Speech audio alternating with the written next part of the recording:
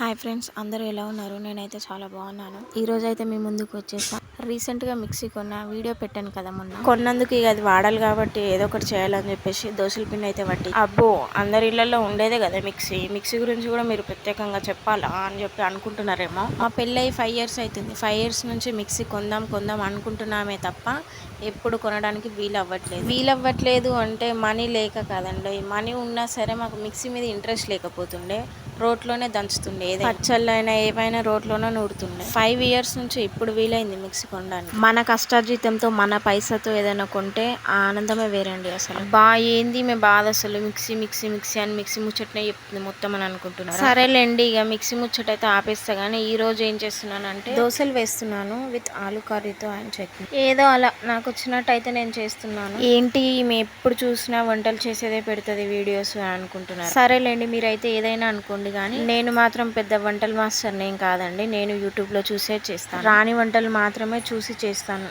సర్లే కానీ నాకైతే టిఫిన్స్లలో నాకు ఇష్టమైన టిఫిన్ ఏదైనా ఉంది అంటే అది దోశనే, విత్ ఆనియన్ అండ్ ఆలు కర్రీతో.